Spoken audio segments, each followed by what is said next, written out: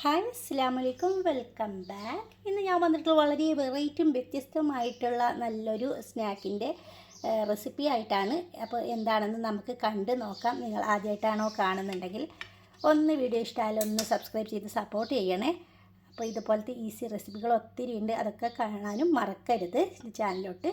അപ്പോൾ എന്താണെന്ന് നമുക്ക് വേഗത്തിലൊന്ന് കണ്ടുവരാം. ആദ്യം ഒരു ബൗളെടുക്കുക, അതിലോട്ട് അരക്കപ്പ് അരിപ്പൊടിയാണ് ചേർത്തിട്ടുള്ളത്. പത്തിരി ഇടിയപ്പം ഉണ്ടാക്കുന്ന പൊടിയാണ് ഞാൻ എടുത്തിട്ടുള്ളത്. അതൊരു അരക്കപ്പ് എടുത്തിട്ടുണ്ട്. ഇനി നമുക്ക് ആവശ്യമുള്ളത് 1/4 കപ്പ് മൈദപ്പൊടിയാണ്. ഇതിന് പകരം നിങ്ങൾക്ക് ഗോതമ്പിൻ്റെ പൊടി എടുത്താലും മതി. ഇപ്പം ഞാനിവിടെ മൈദയാണ് എടുത്തിട്ടുള്ളത്. പിന്നെ 1 ടേബിൾ സ്പൂണ് പഞ്ചസാര ചേർക്കുന്നുണ്ട്.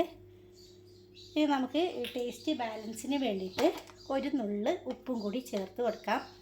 ഇത്രയും മതി. എന്നിട്ട് എല്ലാം കൂടി നല്ലവണ്ണം ഒന്ന് മിക്സാക്കി കൊടുക്കണം.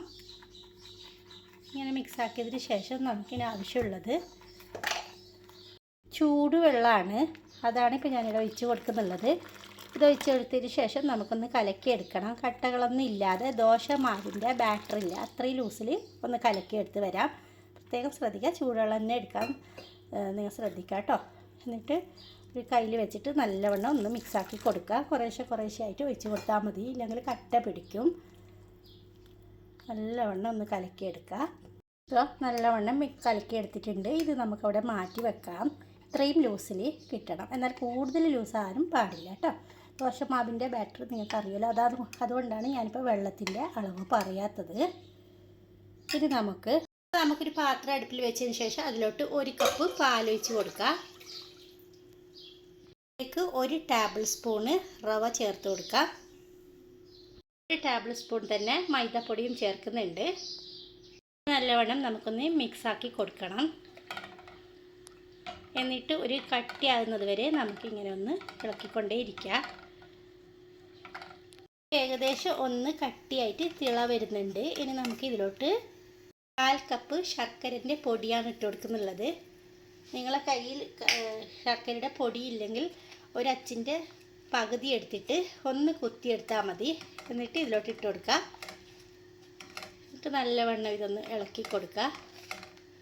ഇതൊന്നും കൂടി കട്ടിയായി തുടങ്ങും.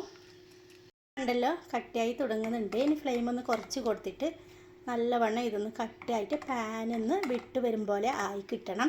പിന്നെ ഞാൻ പറഞ്ഞിട്ടുണ്ടായിരുന്നു, നിങ്ങൾ എവിടെ നിന്നാണ് കാണുന്നതെന്നും നിങ്ങളുടെ പേരൊക്കെ ഒന്ന് കമൻറ്റ് ചെയ്യണേന്ന്. അങ്ങനെ കുറച്ച് കമൻറ്റ് വന്നിട്ടുണ്ടായിരുന്നു കഴിഞ്ഞ വീഡിയോയിലോട്ട്. ഷാഹിദ, ഷംല, സുലത, യസ്നാദ്, ഇവർക്കൊക്കെ ഒത്തിരി താങ്ക്സ്. അങ്ങനെ നിങ്ങളുടെ പേര് പറയണമെങ്കിൽ ഒന്ന് കമൻറ്റ് ചെയ്യണേ വീഡിയോയ്ക്ക് താഴെ. എല്ലാം കട്ടിയായി തുടങ്ങിയിട്ടുണ്ട്. ഇനി നമുക്ക് ഇതിലോട്ട് 1 ടീസ്പൂണിൽ കുറച്ച് താഴെ നെയ്യ് ചേർത്ത് കൊടുക്കാം. എന്നിട്ട് ഒന്നും കൂടി ഇളക്കിയിട്ട് കട്ടിയാവുമ്പോൾ നമുക്കിതിൻ്റെ തീ ഓഫ് ചെയ്യാം. കട്ടിയാൻ കുറച്ച് സമയമെടുക്കും. നമ്മുടെ ബാറ്ററിലോട്ട് തന്നെ തിരിച്ച് വരാം. ഇതിലോട്ട് ഞാനിപ്പോൾ ചെറിയൊരു ബൗളിലോട്ട് ഇതിനെ ഒരു 4 ടേബിൾ സ്പൂണ് മാറ്റി വെക്കുകയാണ്. ഇത്രയും മതി. ഇനി നമുക്കിതിനെ കുറച്ച് ഓറഞ്ച് കളറ് ഞാൻ ചേർക്കുന്നുണ്ട്. നല്ലൊരു ഡിസൈൻ കിട്ടാൻ വേണ്ടിയിട്ടാണ് ഇങ്ങനെ ചെയ്യുന്നത്. അത്രയും മതി. നിങ്ങളെ കയ്യിലുള്ള ഏത് കളറാണോ അതെടുത്താൽ മതി. ഓറഞ്ച് കളർ എടുക്കണമെന്നൊന്നും നിർബന്ധമൊന്നുമില്ല. അപ്പോൾ ഞാനിവിടെ ഓറഞ്ച് എടുത്തതേ ഉള്ളൂ. നല്ലവണ്ണം ഒന്ന് മിക്സാക്കി എടുക്കണം. ഞാനൊരു പൈപ്പിംഗ് ബാഗിലോട്ട് മാറ്റിയിട്ടുണ്ട്. ഇനി നമുക്ക് ചുറ്റിലും ഇങ്ങനെ ഒന്ന് ഒഴിച്ച് കൊടുക്കാം, ഇതേപോലെ. ഇനി നമുക്ക് ആ വെളുത്ത ബാറ്ററി ഉണ്ടല്ലോ, അത് ഇതിന് മുകളിലോട്ടായിട്ട് ഒഴിച്ച് കൊടുക്കണം. ഈ സമയം തീ ഒന്ന് കുറച്ച് കൊടുത്താൽ മതി. ഇതിന് മുകളിലോട്ടായിട്ട് ഈ ബാറ്ററി കൂടി ഒഴിച്ച് കൊടുക്കാം. സ്പൂൺ വെച്ചിട്ട് എല്ലായിടത്തും ഇങ്ങനെ ഒന്ന് അത് മൂടത്തക്ക വിധത്തിൽ വേണം ഒന്ന് ഒഴിച്ച് കൊടുക്കാനായിട്ട്.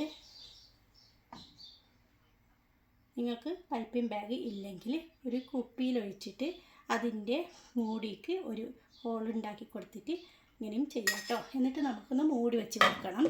1 മിനിറ്റ് അങ്ങനെ തന്നെ വെച്ച് കൊടുക്കാം. നമുക്കിതൊന്ന് തുറന്ന് നോക്കാം. ഇനി നമുക്ക് എടുക്കാം ഇതിനെ.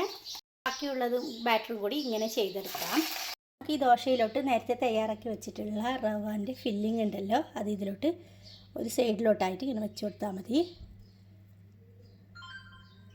ഇനി നമുക്ക് ഇതിനൊന്ന് റോൾ ചെയ്തെടുക്കണം.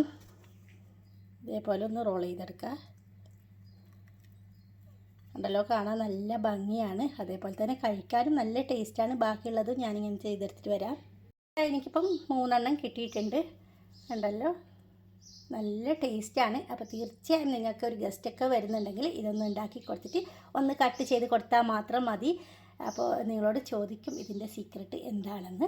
അപ്പോൾ ഇഷ്ടമായാൽ ഒന്ന് സബ്സ്ക്രൈബ് ചെയ്യുക. അതേപോലെ തന്നെ ഒരു ലൈക്കും ഷെയറൊക്കെ ചെയ്ത് കൊടുക്കണേ. അപ്പോൾ ഇതുപോലത്തെ ഈസി റെസിപ്പികൾ ഒത്തിരി എൻ്റെ ചാനലുണ്ട്, അതൊക്കെ കാണാനും മറക്കരുത്.